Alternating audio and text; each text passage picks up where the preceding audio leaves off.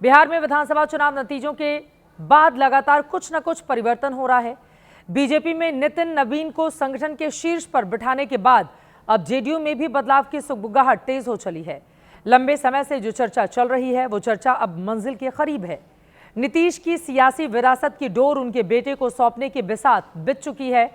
इसकी चर्चा कल की मीटिंग से बाहर निकली है। बिहार के सीएम नीतीश कुमार सोमवार को दिल्ली दौरे पर थे।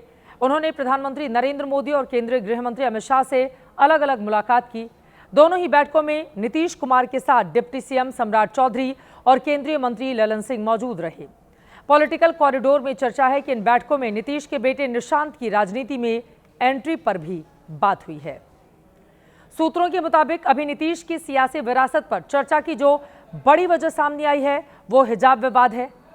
हाल के हिजाब विवाद को महिला सशक्तिकरण के हिमायती नीतीश के दामन पर महिला विरोधी होने के दाग के तौर पर देखा जा रहा है। इसी के बाद सियासी विरासत पर नए सिरे से मंथन का दौर शुरू हो गया है और सूत्रों की माने तो मोदी, नीतीश और शाह की मुलाकात में निशांत की राजनीति में एंट्री पर चर्चा हुई है। बीजेपी नेतृत्व पहले भी नीतीश कुमार को यह प्रस्ताव दे चुका है। जेडीयू को उम्मीद है कि पीएम मोदी नीतीश को मनाने में कामयाब होंगे। मीडिया रिपोर्ट्स के मुताबिक ललन सिंह और संजय झा इस मुद्दे पर 2-3 बार अमित शाह से बात कर चुके हैं।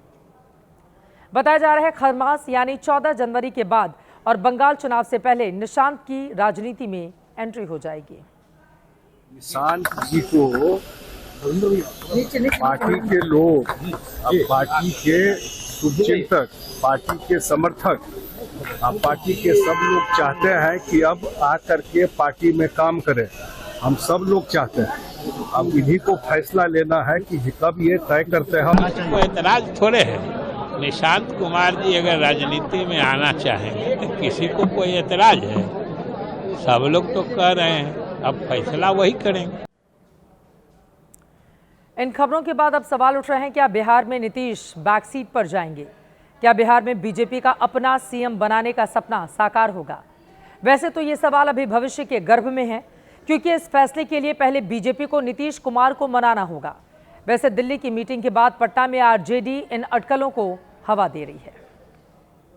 अब आदरणीय मुख्यमंत्री जी को कुर्सी से हटाने का प्लान बीजेपी ने तैयार जो किया है, उसी संबंध में हमें लगता है कि बीजेपी का दबाव है आदरणीय नीतीश कुमार जी को मुख्यमंत्री का कुर्सी छोड़ने के लिए।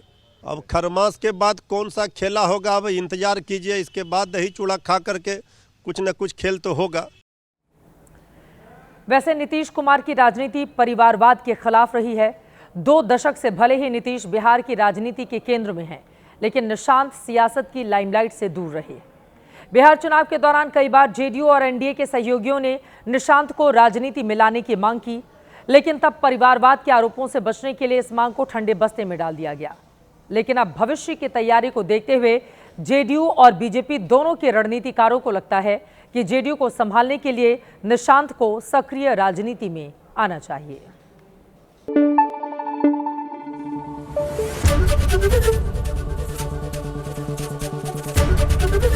एबीपी न्यूज आपको रखे आगे।